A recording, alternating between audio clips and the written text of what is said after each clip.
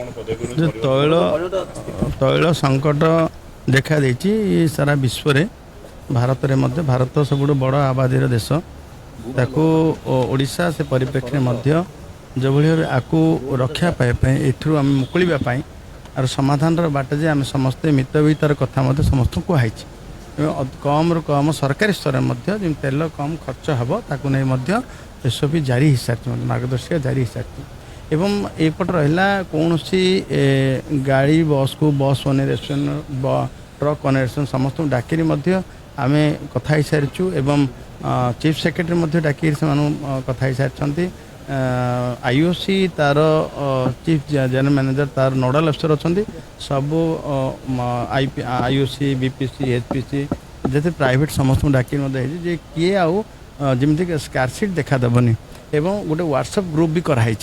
से जदि कौन सी जगार क्या तेल मिलला ना ताकू निश्चित जनइबे ताकू ये आम गोटे समाधान बाट करमती ओडिशा रे 4000 केएल पेट्रोल थिला 11000 केएल तार डीजेल थिला ताकू आवश्यक दृष्टि आउटे आम बढ़ेगी 21% तार